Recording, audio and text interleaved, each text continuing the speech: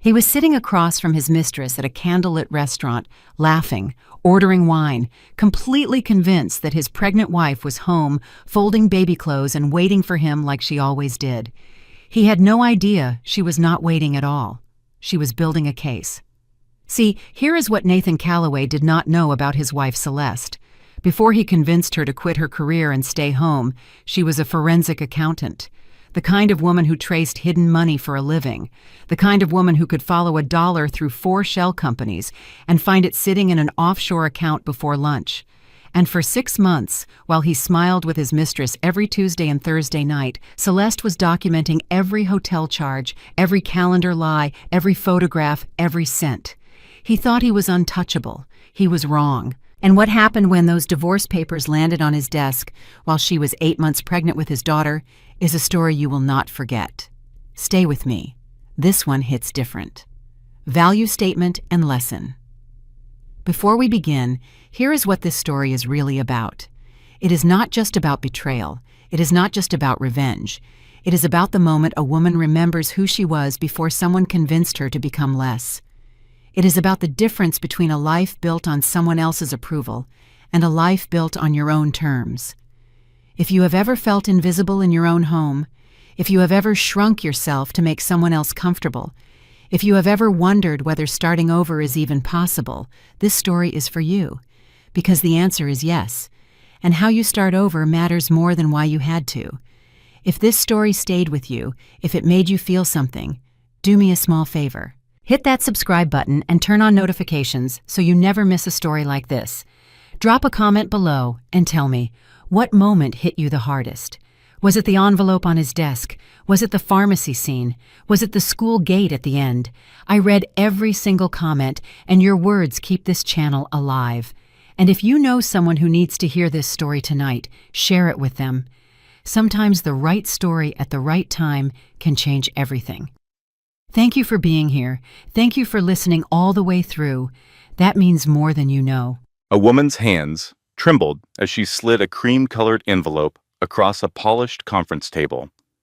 Her wedding ring caught the overhead light, throwing a brief spark across the dark wood surface. On the other side of the table, a man in a charcoal suit picked up the envelope with the slow precision of someone who already understood that certain moments cannot be reversed once entered. He broke the seal. He read the first line. And every constructed truth he had built across 14 months collapsed in the time it took his eyes to move from left to right across a single sentence. But we are getting ahead of ourselves. Let me tell you how we got here. Because 6 months before that envelope landed on that table, the woman who sent it was standing in a nursery she had painted herself during her second trimester, believing with her whole heart that the life she had built was real.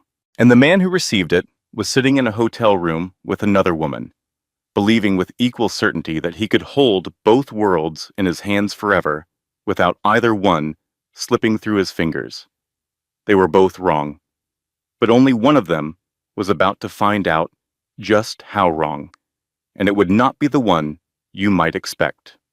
6 months earlier, on a Tuesday morning in October, Nathan Calloway stood at the bathroom mirror of his 6-bedroom colonial home in Westport, Connecticut, and adjusted his tie with the calm satisfaction of a man who believed the day had already been arranged in his favor. He was 45 years old, broad-shouldered, and carried himself with the quiet authority of someone who had long ago stopped needing anyone to confirm his own importance.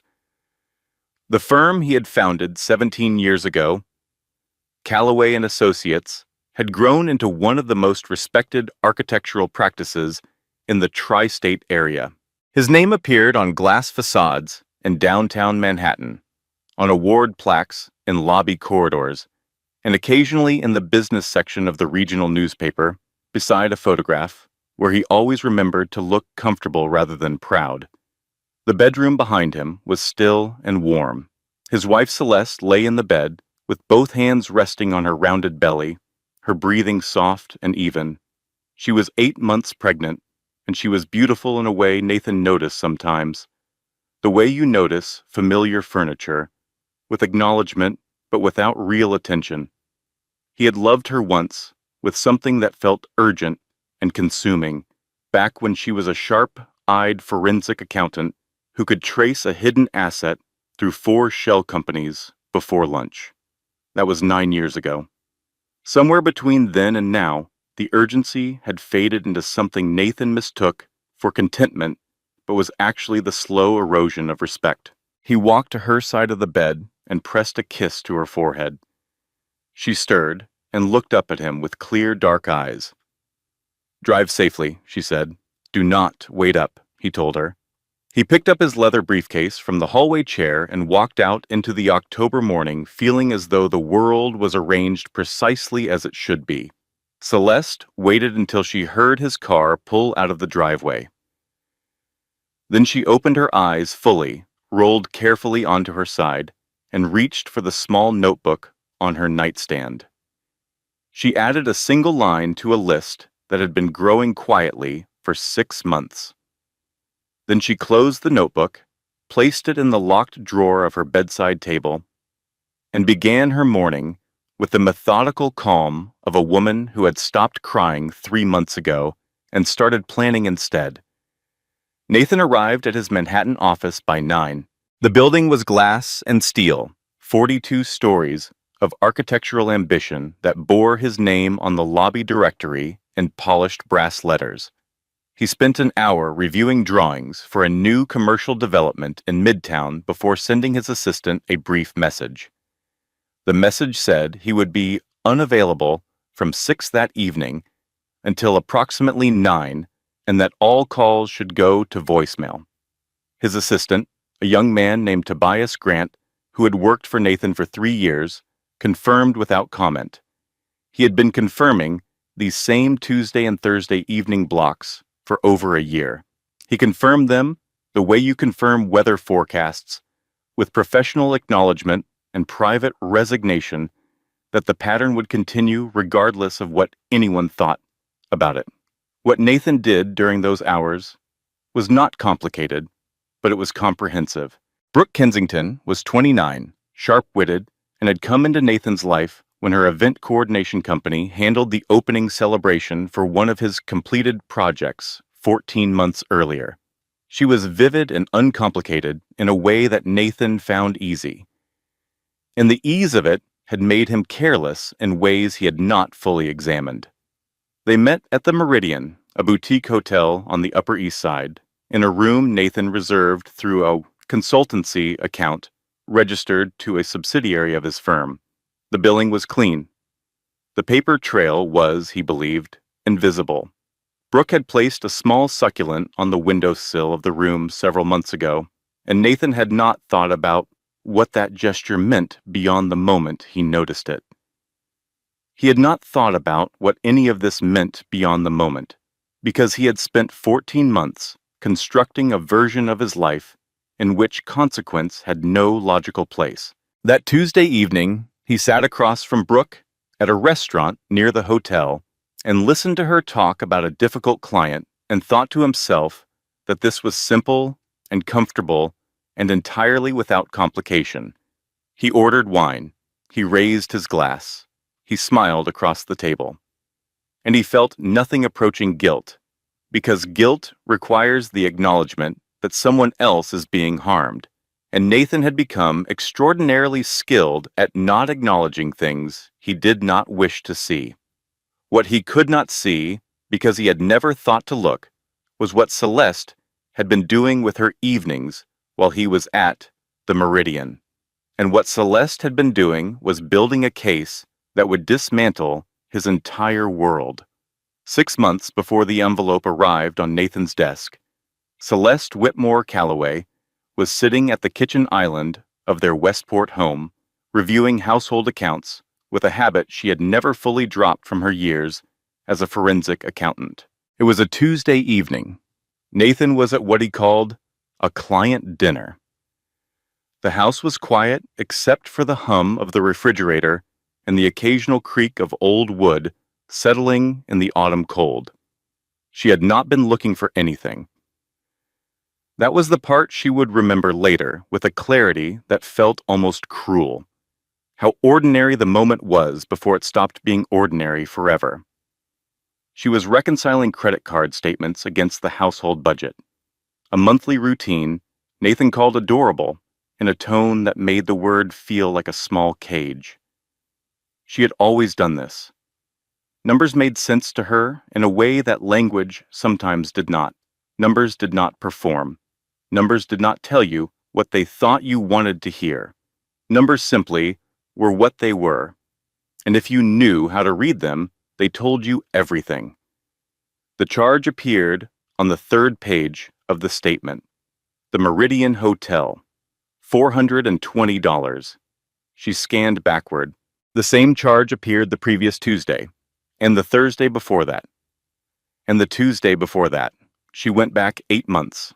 The pattern was flawless. Every Tuesday, every Thursday, $420 each time, 32 consecutive charges.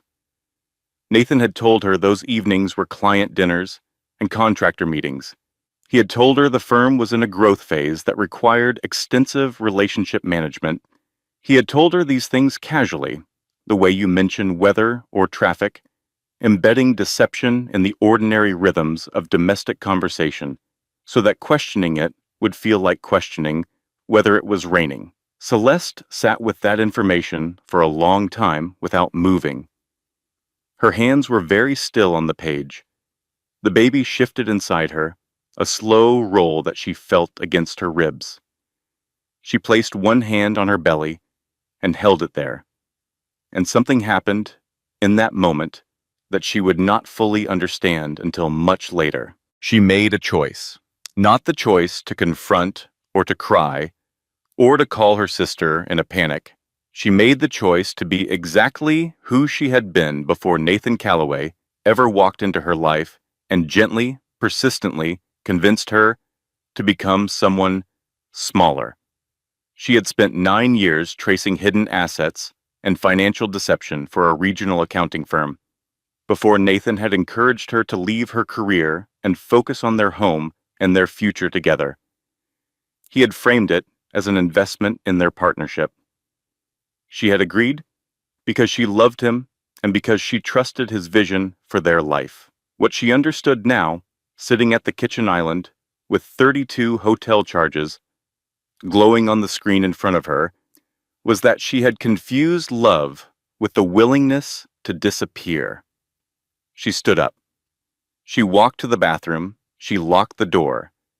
She sat on the cold tile floor and cried so hard she could not breathe. The baby kicked. A strong, definitive kick, right against her palm. "I know," Celeste whispered to her belly. "I know. Give me a minute." She gave herself exactly 4 minutes. She timed it. 4 minutes to fall apart. Then she washed her face, looked at her reflection in the mirror, and watched something shift behind her own eyes that she recognized from years of professional work. It was the look she used to get when she opened a new case file and realized the numbers were going to tell her a story that someone had paid a great deal of money to keep hidden. She called her sister. Rosalind Whitmore, known to everyone who mattered as Roz, answered on the third ring. She was mid-shift at Stanford Hospital, where she worked as an ER nurse, and her voice carried the particular blend of alertness and exhaustion that 12-hour shifts produced. Celeste said 4 words. "He is cheating on me." The silence on the other end lasted exactly 3 seconds, which was the longest Roz had been quiet about anything in her entire adult life. "I am coming over," Roz said. "Do not touch the knives. That is a joke. Mostly." Roz arrived 40 minutes later with grocery bags. Celeste, who had spent the intervening time sitting at the kitchen island without moving, stacking and restacking the evidence in her mind the way she used to organize case files, looked up when her sister walked through the door. "What did you bring?" Celeste asked. Ice cream, Roz said, setting the bags on the counter. Wine that you cannot drink because you are pregnant, and a legal pad. We are going to eat our feelings, and then we are going to plan. Celeste almost smiled. Almost, not quite. But the muscles in her face moved in that direction, and it was enough. They sat at the kitchen island until midnight. Roz listened without interrupting, which was the most difficult and most generous thing she knew how to do. Celeste laid out the charges, the pattern, the 14 months of Tuesday and Thursday absences. She spoke in the clipped, organized cadence of a professional presenting findings, because that was the only voice she could trust not to break. When she finished, Roz set down her spoon and looked at her sister with an expression that was equal parts fury and tenderness. "Here is what we are not going to do," Roz said. "We are not going to confront him tonight. We are not going to confront him tomorrow. We are not going to give that man a single second of warning before you are ready to bring the whole thing down on his head. You were the best forensic accountant in this state before he convinced you to quit. So, you are going to do what you do best. You are going to follow the money. You are going to build a case so tight that his own lawyer will tell him to settle. And when you serve him those papers, it is going to be the last surprise of his comfortable little life." Celeste looked at her sister for a long moment. Then she pulled the legal pad toward her and picked up a pen. Over the following weeks, Celeste documented everything with the systematic precision that had once made her the highest performing analyst at her firm. Every charge, every gap in Nathan's calendar, every inconsistency in the stories he told her about his evenings.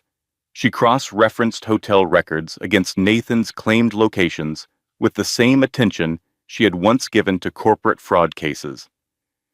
She hired a private investigator named Doug, a retired police detective who charged $200 an hour and communicated exclusively through encrypted email. Doug produced photographs within two weeks. Nathan and a woman entering the Meridian. The same woman leaving with him the following morning. His hand on the small of her back at a restaurant 3 blocks from the hotel. And one photograph that made Celeste set down her tea and stare at the screen until the image blurred. The woman was wearing a sapphire pendant necklace. Celeste recognized it immediately. Nathan had bought it 4 months ago and told Celeste the jeweler had made it wrong, that he had returned it for a refund. She had believed him because she had still been in the business of believing him then. She opened her notebook and wrote one word beneath the columns of dates and charges. The word was enough. Celeste found Sandra Mercer through a referral from a former colleague who had gone through a difficult divorce 3 years earlier. The colleague had said simply that Sandra was the kind of attorney who made opposing counsel lose sleep, and that she was worth every penny of her considerable fees. Sandra's office was on the 14th floor of a building in downtown Stamford, decorated with the understated confidence of someone who had nothing to prove. She was 55, silver-haired, and possessed a courtroom demeanor that combined surgical precision with a dry wit that had made more than one judge suppress a smile during proceedings. At their first meeting, Celeste placed 3 labeled folders on Sandra's desk.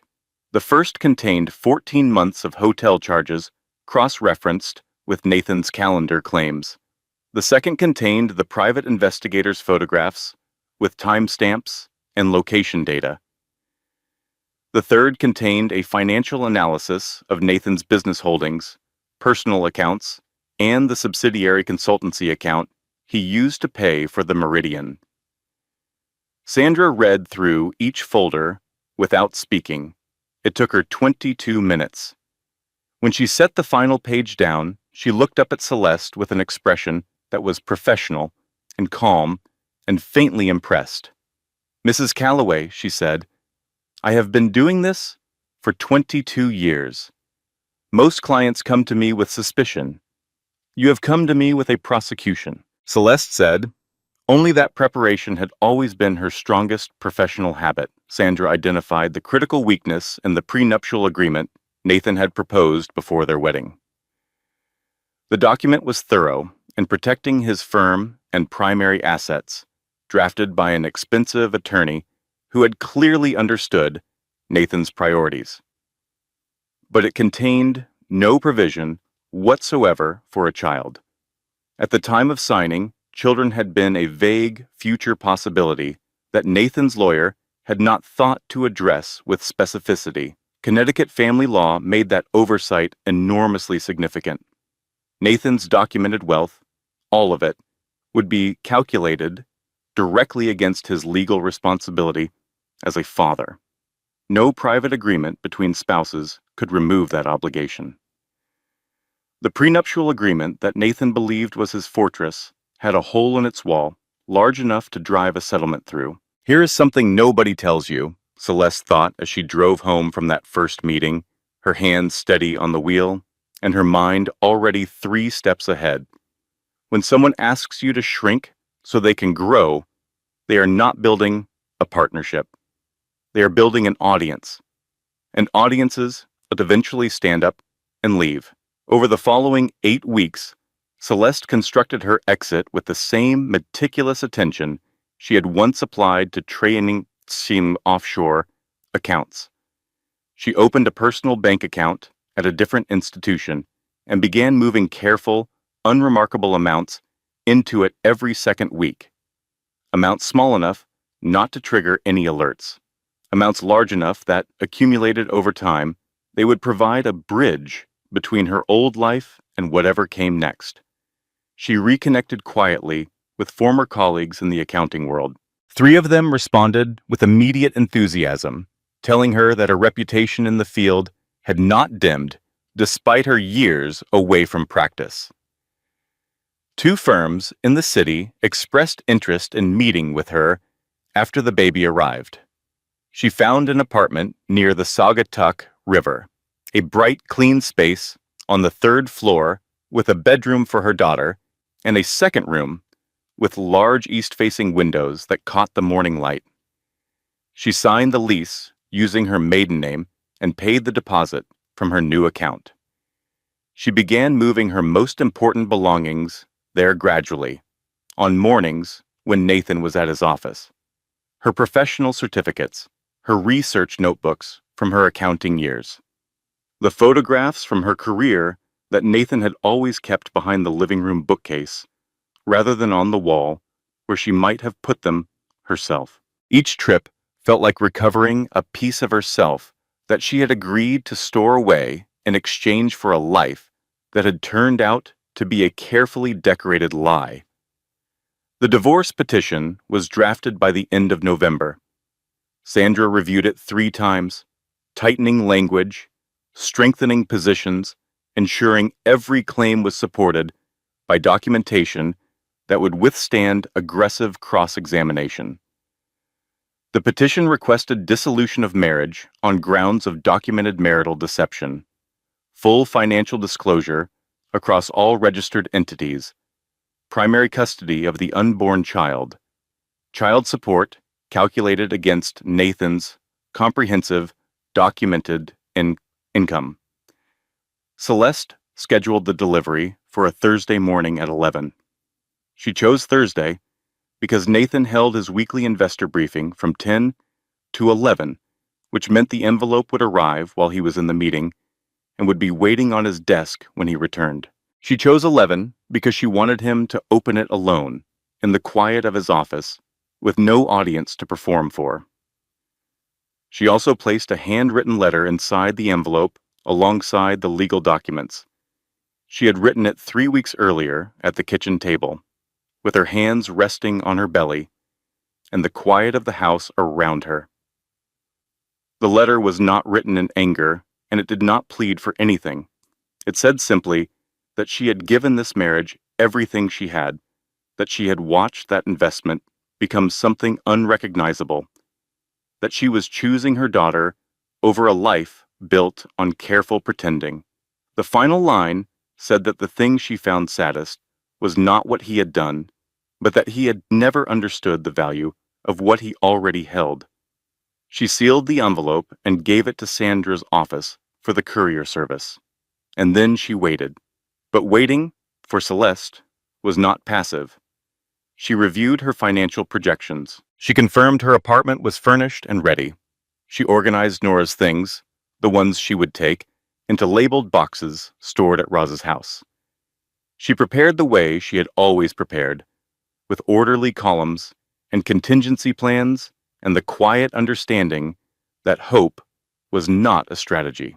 On Tuesday evening, 2 days before the delivery date, she lay in bed and listened to Nathan's car pull into the driveway at 9:17. She listened to him come inside, pour himself a glass of water, and climb the stairs. He slipped into bed beside her and kissed her shoulder. "How was dinner?" she asked, her voice perfectly neutral. "Long," he said. "The Henderson Project is getting complicated." There was no Henderson Project dinner. There was only Brooke and the Meridian, and a hotel room with a succulent on the windowsill. Celeste knew this because her private investigator had confirmed Nathan's location 90 minutes earlier, but she said only that she hoped it went well, and Nathan murmured agreement, and within 10 minutes he was asleep. Celeste lay in the dark and placed both hands on her belly and said nothing. 2 more days.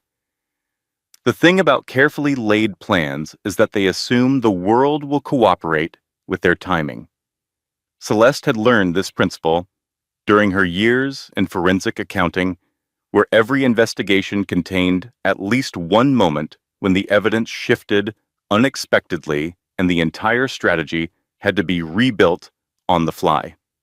She understood this intellectually. Understanding it emotionally was something else entirely. On Wednesday evening, the night before the divorce papers were scheduled for delivery, Celeste was sitting in the nursery folding baby clothes when her phone buzzed. Nathan's name on the screen. "Hey," his voice said when she answered. His tone was strange, too warm, too deliberate, like a man performing casual. "I know things have been busy. I canceled my meetings tomorrow morning. I thought we could spend the day together. Maybe look at some things for the nursery." Celeste's hands went still on the onesie she was folding.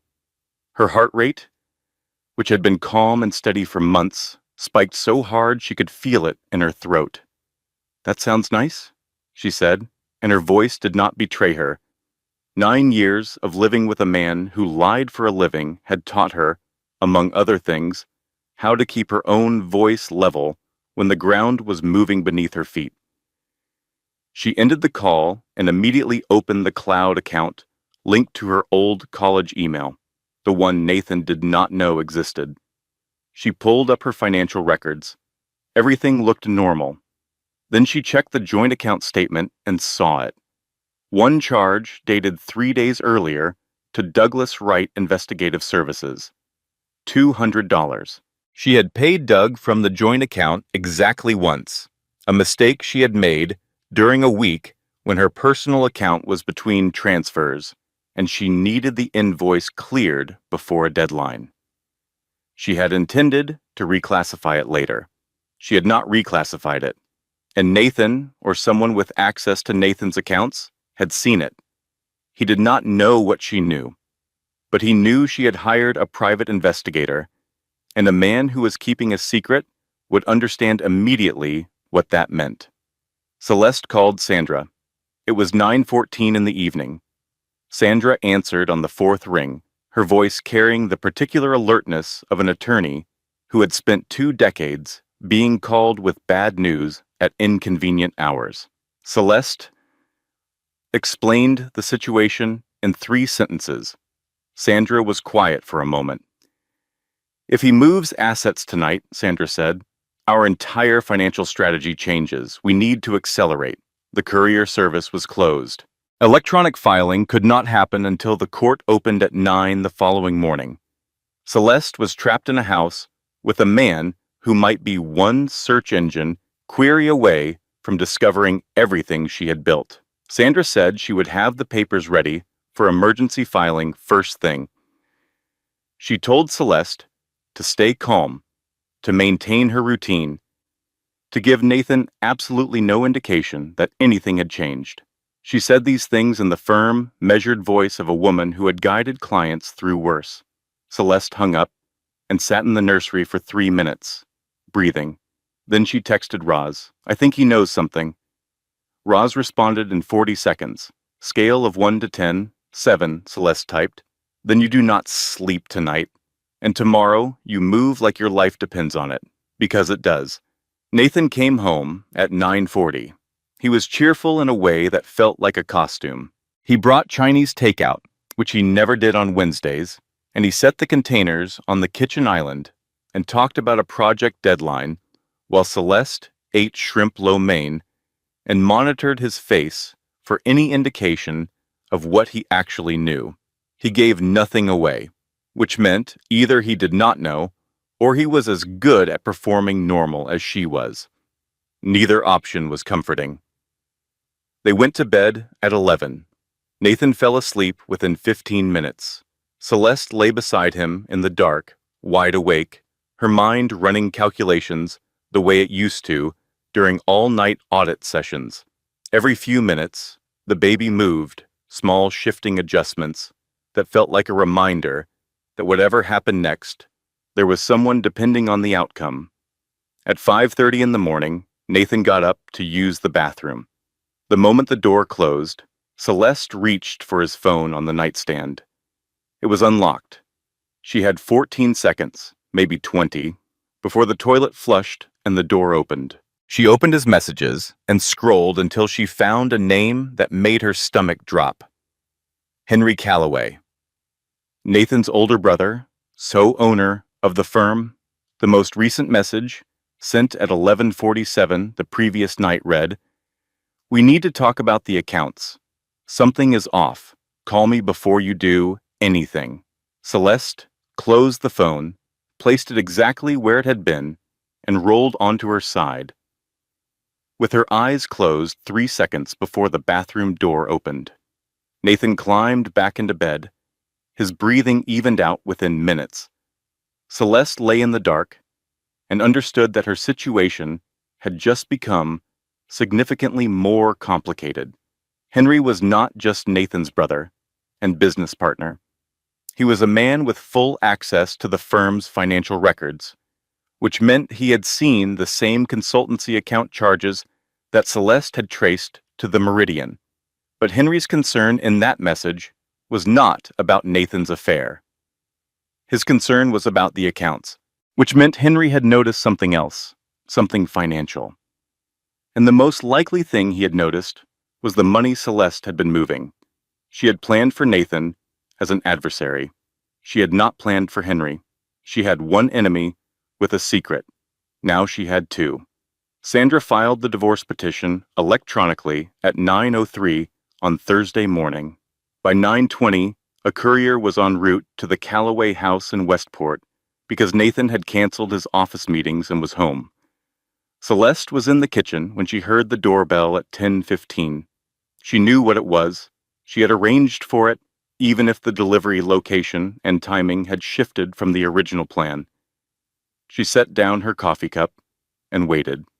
Nathan answered the door.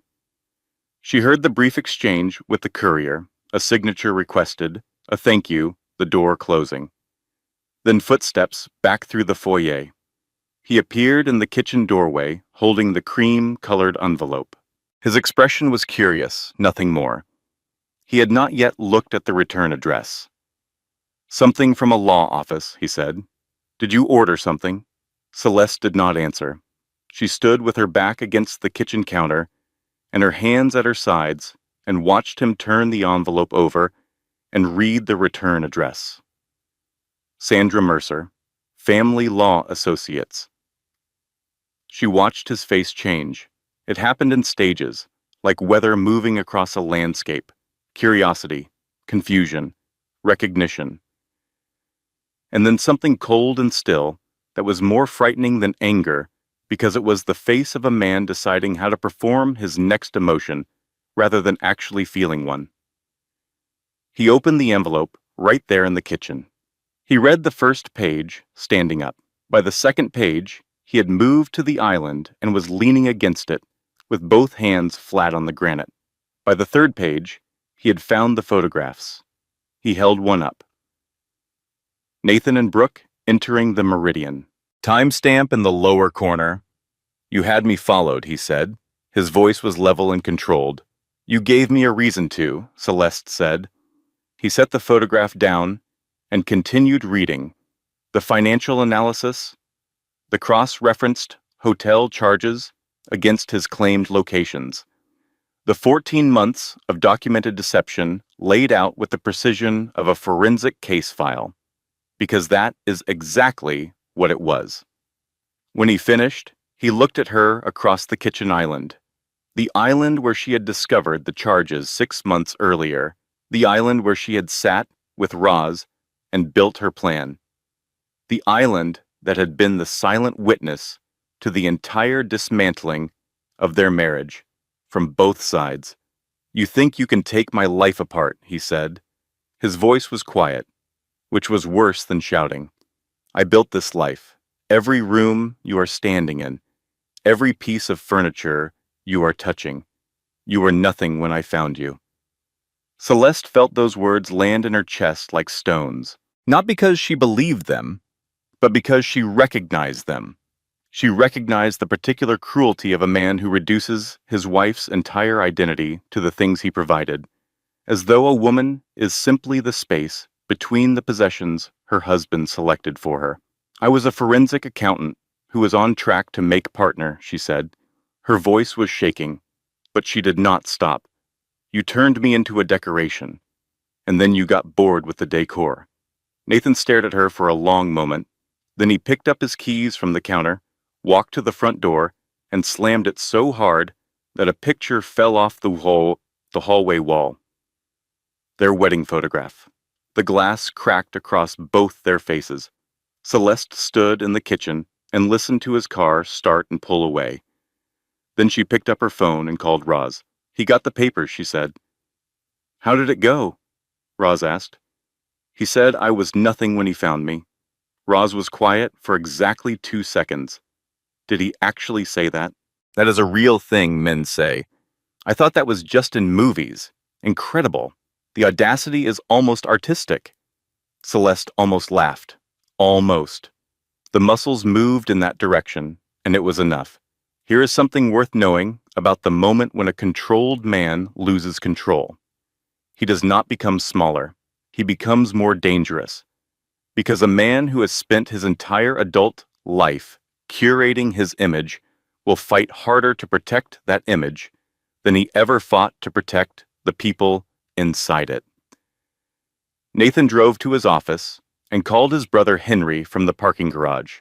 Within the hour, they had contacted Gerald Ashford, the most aggressive family law attorney in Fairfield County.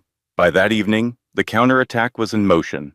The first blow came on a Friday afternoon, exactly 1 week after Nathan received the divorce papers. Celeste was at the pharmacy, picking up prenatal vitamins. She handed her credit card to the pharmacist, a kind-faced woman she had been seeing monthly throughout her pregnancy. The card was declined. Celeste tried a second card, declined. She stood at the counter, 8 months pregnant, and felt the particular humiliation of financial helplessness in a public space. The pharmacist's sympathetic expression, the woman behind her in line pretending to look at her phone. She paid with $14 in cash from her purse and walked to her car and sat in the parking lot for 3 minutes before she trusted herself to drive. Nathan had frozen the joint accounts, all of them. Her personal accounts still had the money she had moved, but the joint accounts, which held the operating funds for the household, the prenatal care costs, the insurance payments, were locked. Sandra filed an emergency motion that afternoon, but the damage was not only financial, it was psychological. It was designed to make Celeste feel exposed and vulnerable at the exact moment when she needed to feel strong. The second blow arrived 4 days later. in the form of a legal filing from Gerald Ashford. The motion was titled, Emergency Request for Psychological Evaluation of Petitioner. Celeste read it at Sandra's office, sitting in the leather chair across from her attorney's desk, and felt the words rearrange themselves into something she recognized with the particular horror of a woman watching her own competence being weaponized against her. Gerald's filing characterized Celeste's investigation as evidence of obsessive and paranoid behavior. Her systematic documentation was described as compulsive surveillance. Her methodical financial preparation was framed as secretive asset manipulation indicative of emotional instability. The filing requested that the court mandate a full psychological evaluation before any custody determination could proceed, arguing that the mother's erratic behavior pattern raised concerns about her capacity for sound parental judgment. Nathan had taken the 6 months of meticulous work that represented Celeste's greatest professional strengths and rewritten them as symptoms of a disordered mind. It was, she realized, the most sophisticated lie he had ever told. Because it used the truth, every fact was technically accurate and simply changed the story those facts were telling. Sandra read the filing with the controlled fury of an attorney who had seen this tactic before and despised it every single time. "This is what they do," Sandra said. "They punch back hard and fast and hope you crumble. Are you going to crumble?" "I do not know," Celeste said. Her voice broke on the last word. "Wrong answer," Sandra said. "Try again." A long silence. "No," Celeste said. "Good. Now let me tell you what Gerald Ashford does not understand about you." The third blow was the one Celeste had not seen coming. Henry Calloway called her directly on a Tuesday evening. His voice was warm and concerned and entirely false. "Celeste," he said, "I hope you know I have always considered you family. This situation between you and Nathan is painful for everyone. I want you to know that I am trying to be fair to both sides." Then his voice shifted, just slightly, just enough. "But I should tell you," he continued, "that if this divorce becomes contentious, I may be asked to provide testimony about certain things I observed during firm events over the years, the holiday parties, the client dinners. I would hate for anyone to mischaracterize things I witnessed, but you understand, as a partner in the firm, my obligation is to accuracy." He paused.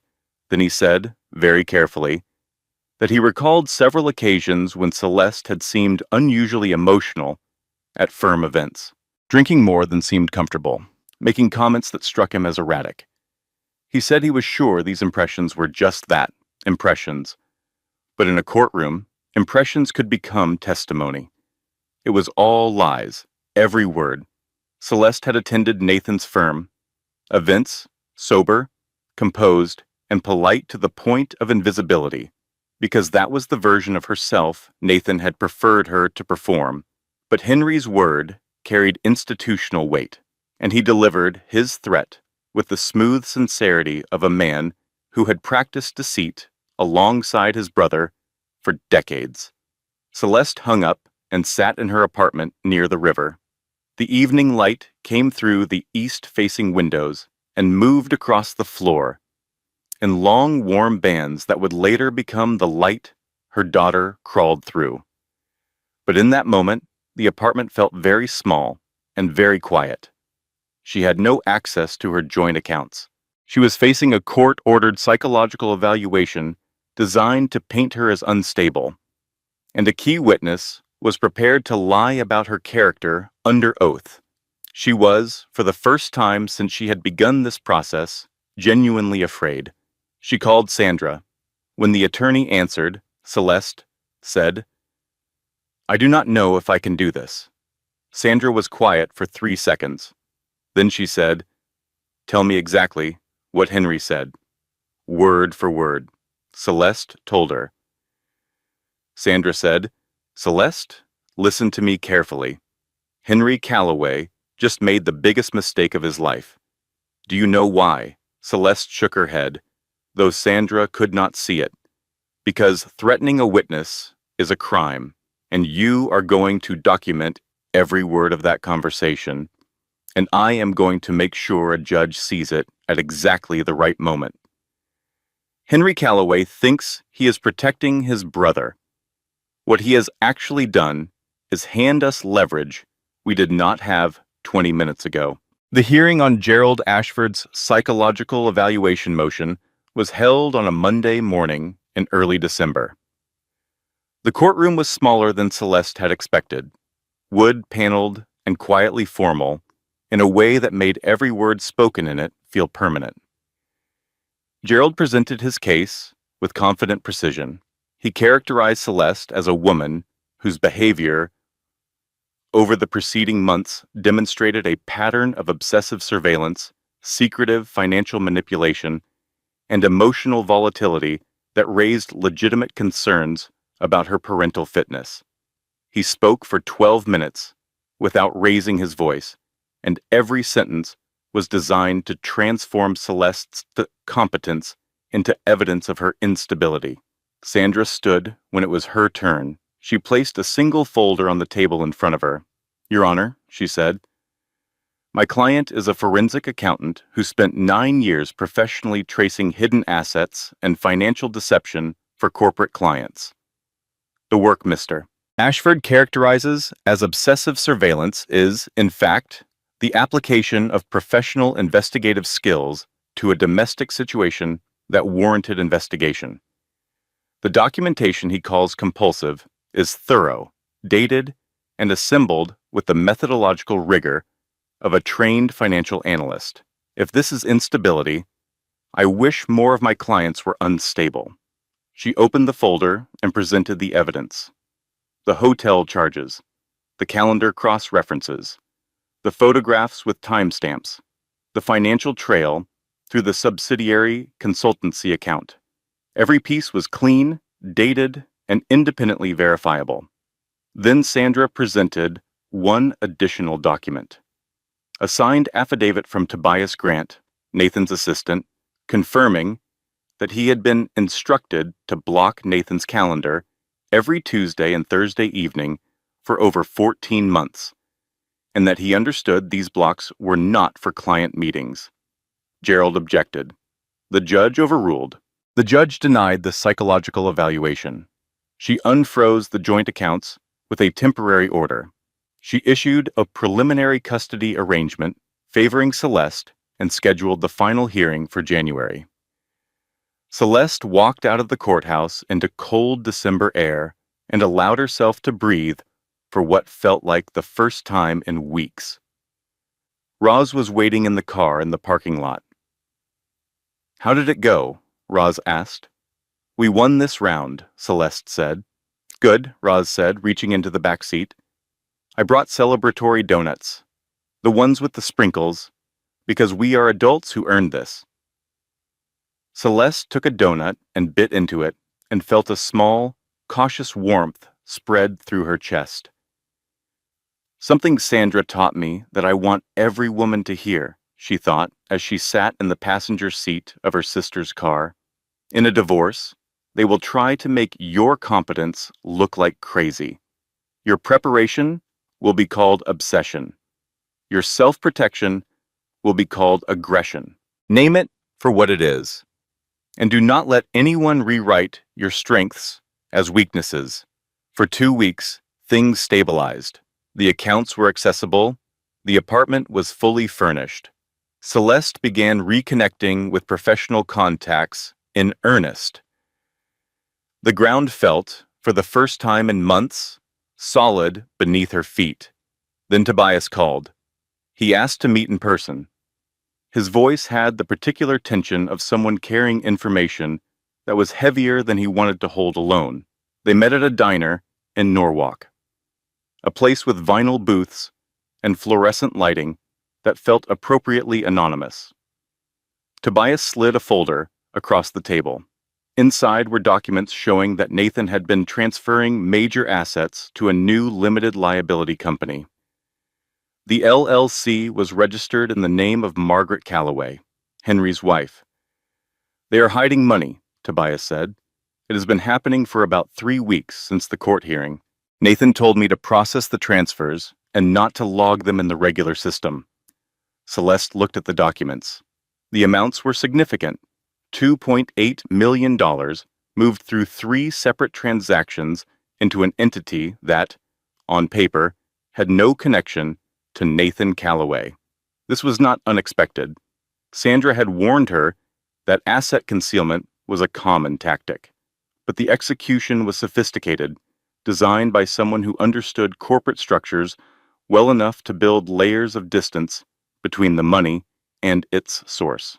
Then Tobias said, "There is something else. I do not know how to tell you this." He looked at his coffee cup for a long moment. Then he looked up.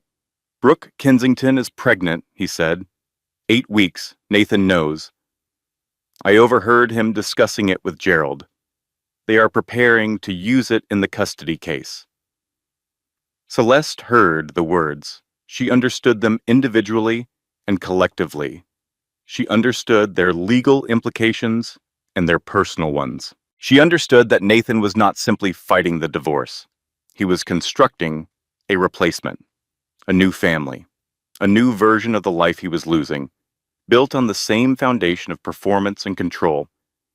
And he intended to use that construction to argue that their daughter would be better served by a 2-parent household that included him and the woman he had been sleeping with for 14 months.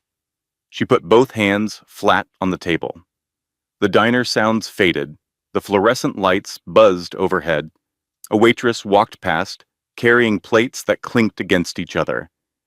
Celeste bent forward and pressed her forehead against the cool surface of the table and stayed there for 10 seconds. When she lifted her head, her eyes were red, but her jaw was set. There is a moment in every fight where the thing you feared most actually happens, she thought. And you discover something strange. You are still breathing. The worst thing happened, and you are still here. That is not hope. That is just fact. But sometimes, fact is enough to build on. Celeste went to Sandra's office the next morning. She had been up all night. She looked, by her own admission, terrible. Her eyes were swollen. Her hair was pulled back in a way that suggested function over appearance, and she was wearing the same sweater she had worn the previous day because changing clothes had not made it onto her priority list. Sandra sat across from her and waited with the patience of a woman who had learned that the most important things clients needed to say often required silence before they could emerge. "They are hiding assets," Celeste said.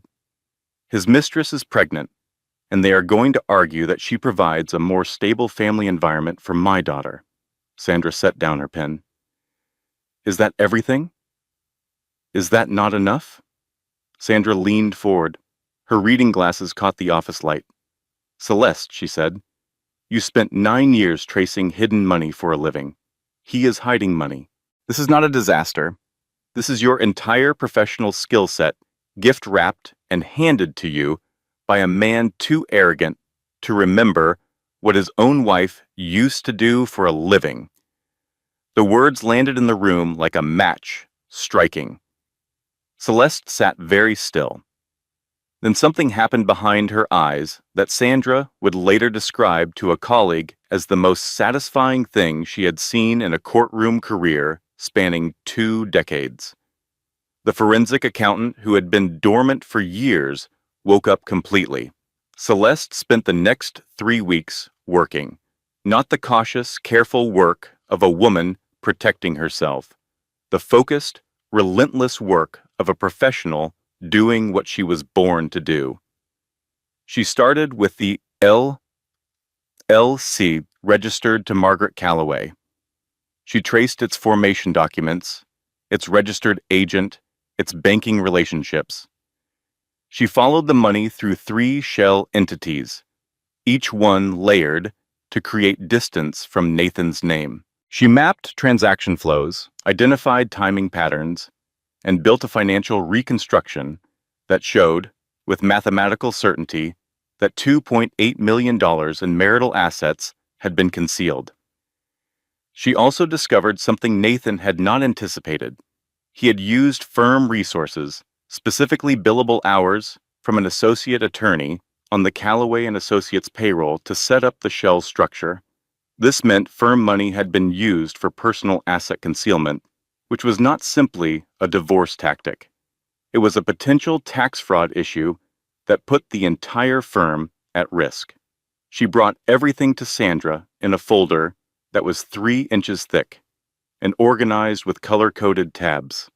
Sandra reviewed it in her office over 2 hours. When she finished, she removed her reading glasses and set them on the desk and looked at Celeste. "I'm going to file an amended petition tomorrow," Sandra said. "It will include fraud allegations." Gerald Ashford is going to lose his mind.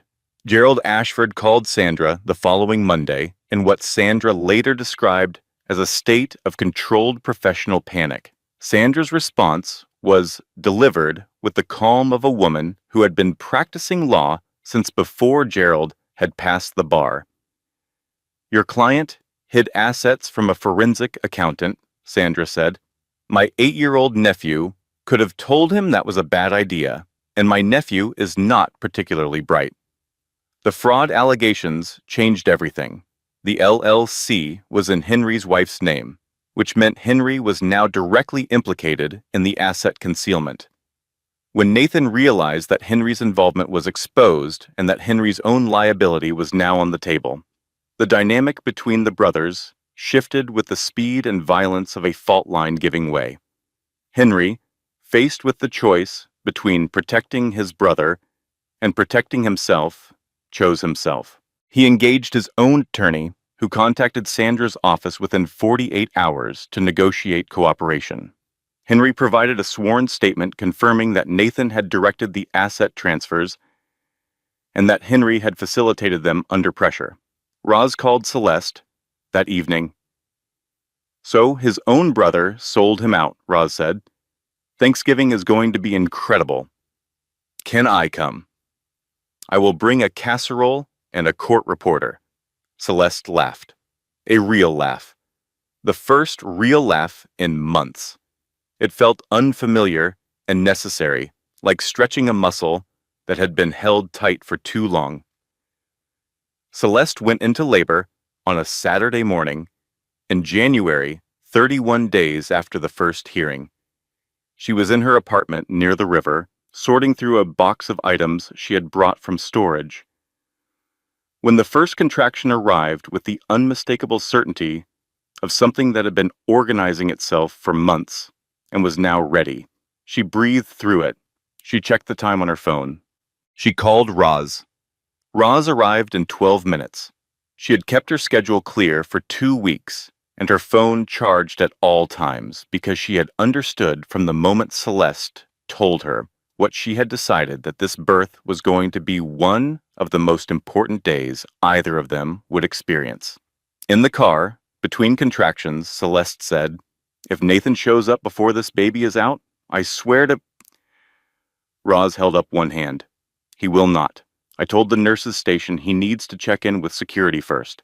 I may have implied there is a restraining order. There is not. But they do not know that," Roz, Celeste said, half laughing, half groaning. "What? It is a gray area." Labor lasted 9 hours. Roz stayed for every one of them. She held Celeste's hand and did not offer advice and did not speak more than necessary, and understood that sometimes presence is the only form of support that actually reaches a person in the moments that matter most. There were moments during those 9 hours when the pain was so total that Celeste lost track of everything except the breath she was in. And in those moments, she thought about nothing. Not Nathan, not the divorce, not the hidden money, or the legal filings, or the woman carrying another man's child in a hotel room across town. Just the breath, just the next second, just the work of bringing her daughter into the world, Nora Whitmore. Callaway was born at 10:08 in the evening.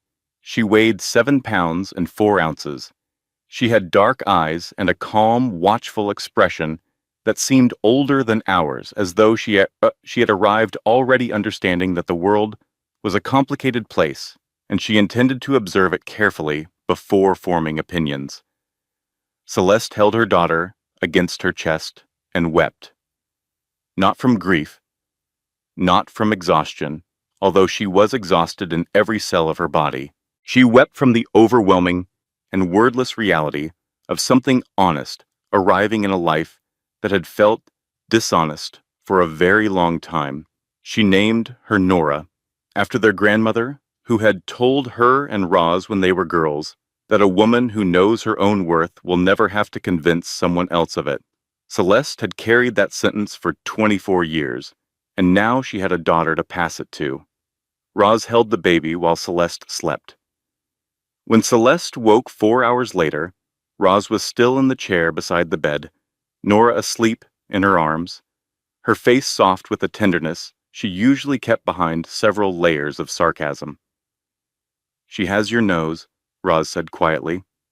"Poor kid," Celeste said. "Your nose is fine," Roz said. "It is the rest of your taste in men we need to work on." Nathan received notification through Gerald's office that evening. A daughter, healthy, mother and baby, both well. Visitation available the following afternoon between 2 and 4. He arrived at the hospital at 1:58. He had chosen a gift himself rather than delegating. A small stuffed rabbit with soft gray fur that he had picked from a shelf of identical options and held in his hands in the store for several minutes, trying to select the right one, not understanding that they were all the same and that the choosing was the only part that mattered. The nurse showed him to Celeste's room. He knocked twice before opening the door. Celeste was sitting up in the bed, tired and luminous at once, holding a small, bundled person who had her mother's dark eyes and a calm expression that made Nathan feel, for the first time in his adult life, that he was in the presence of someone who could see right through him and had decided to reserve judgment for now. Celeste told him Nora's name. She told him that visiting arrangements would be managed through their attorneys for the foreseeable future. She told him she expected him to show up consistently for his daughter, regardless of everything that had happened between them, and that consistency was the only thing she intended to measure him against going forward. Her voice carried no sharpness and no forgiveness, only clarity, which was harder to sit with than either of those things would have been. She offered to let him hold Nora. He accepted with both hands trembling. The baby was warm and impossibly small and real in a way that reorganized something essential inside his chest. He held her for 3 minutes and then returned her carefully to Celeste's arms and said the only thing that felt truthful. "I am sorry," he said, plainly, without explanation or request attached to it. Celeste looked at him for a moment before she responded. "I know," she said. "Sorry is a beginning, not a resolution." Then she looked down at Nora, and Nathan understood from the quiet completeness of that gesture that the conversation had arrived at its natural end. The final divorce hearing was held on a Wednesday morning in March, 7 weeks after Nora was born. The courtroom was the same wood-paneled room where the psychological evaluation motion had been denied 3 months earlier. Sandra Mercer sat beside Celeste at the petitioner's table, with the calm focus of a surgeon entering an operation she had prepared for comprehensively. Gerald Ashford presented Nathan's position. He spoke about Nathan's therapeutic progress, his consistent visitation record, his genuine commitment to co-parenting. He requested equal custody and argued that Nathan's recent behavior demonstrated meaningful personal growth. Sandra stood. "Your Honor," she said, "Mr. Calloway asks this court to believe he is a changed man. I would like to believe that is possible. But 3 weeks ago, his client was still concealing assets in a limited liability company registered to his sister-in-law. Changed men do not hide money. Changed men do not weaponize custody proceedings.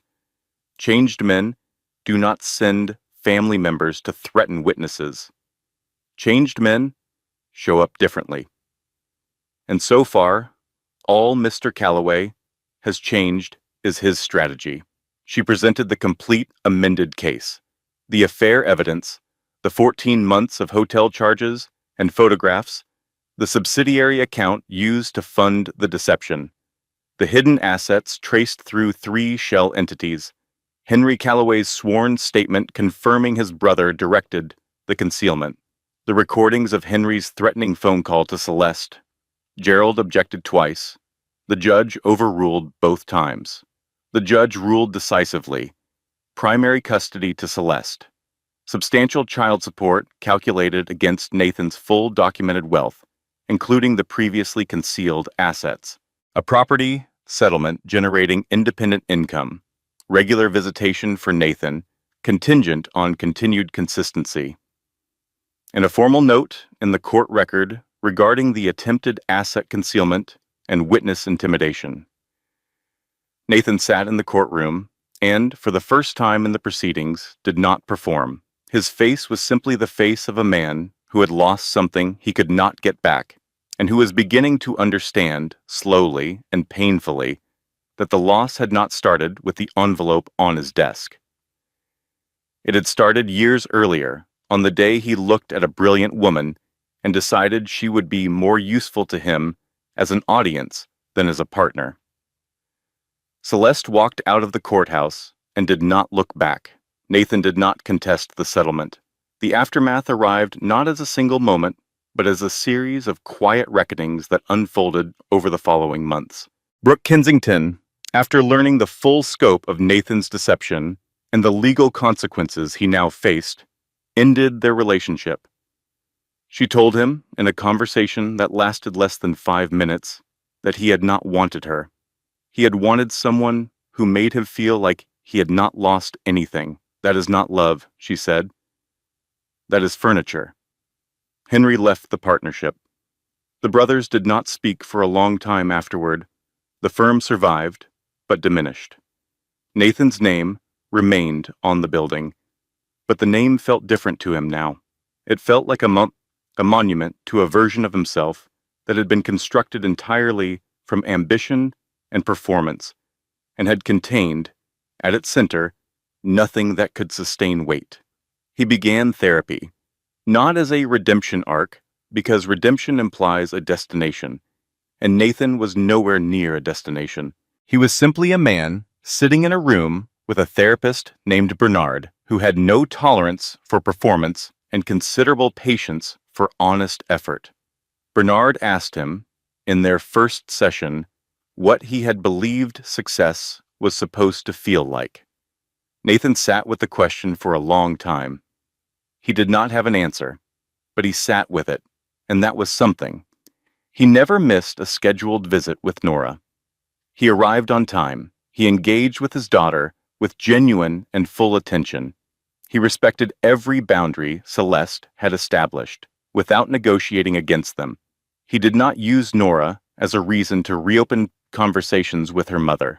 He showed up consistently and without drama, because consistency was the only honest thing he had left to offer. Celeste returned to professional work with a momentum that surprised people who had known her only in the context of Nathan's life. She joined a mid-sized accounting firm that specialized in sustainability finance.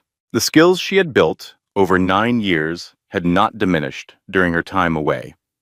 They had, if anything, been sharpened by the experience of applying them to her own life. Within 5 months, she was leading her own client portfolio. Within 9 months, she had been invited into a senior advisory role. She accepted with the quiet confidence of a woman who had stopped apologizing for her own competence. She raised Nora in the apartment near the river. The morning light came through the east-facing windows every day and moved across the floor in long, warm bands that Nora, once she was old enough to crawl, would follow with extraordinary concentration, as though tracking something essential that only she could see. Celeste began writing in the evenings after Nora was asleep. Long-form pieces about financial literacy, professional re-entry, and the particular challenges women face when rebuilding lives that had been structured around someone else's priorities. A small online publication began running her essays monthly.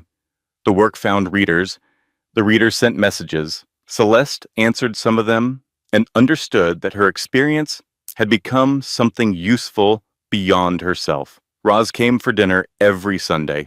They ate and talked about ordinary things, the week, the neighborhood, what Nora had learned, what was growing in the window box above the kitchen sink. Celeste understood that this regular and unremarkable presence was among the most valuable things in her life. Not because it was dramatic or transformative, but precisely because it was not. It was steady and simple and real, and after years of living inside a performance, real was the most extraordinary thing she could imagine. On a Thursday afternoon, 3 years after the divorce was finalized, Nathan arrived at the school gate to pick up Nora for their regular visit.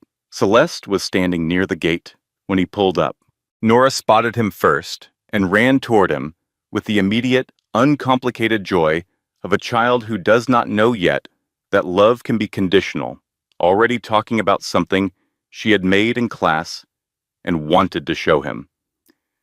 Nathan started to follow her, and Celeste said his name. Quietly, he turned. She looked at him with an expression that held neither warmth nor coldness, only the clear and settled presence of a woman who had built something entirely from her own choices and had no need to explain or justify or perform for anyone. Nora talks about your time together with real happiness, she said. I thought you should know that. Then she turned and walked to her car. Nathan stood at the school gate and watched her go. It was the most honest and complete thing anyone had said to him in years. It had cost her nothing to say, and it meant everything to hear. And the distance between those two facts contained the entire story of what he had lost and what she had built. People ask me when I knew I would be okay, Celeste wrote in an essay that would be published the following month. And the honest answer is that I did not. There was no magical moment where I felt strong. There were just moments where I did the next right thing, even though I was terrified. And eventually the terror got quieter, and the right things got easier. That is not a fairy tale. That is just what rebuilding looks like. Some lives do not return to what they were after they have broken. They become something different, something more considered, something built on ground that has been tested and shown what it can hold. Celeste had her daughter, her work, her sister's Sunday dinners, the morning light moving across the floor of a home that was entirely and completely hers. That was not settling. That was everything. Disclaimer, this content was fully researched, developed, and manually edited by our team to deliver meaningful stories with real-life lessons. Every character is fictional, but the emotions are universal. We create these stories not just to entertain, but to remind you that strength is not about never falling. It is about what you build after you stand back up. Thank you for supporting original storytelling. We will see you in the next one.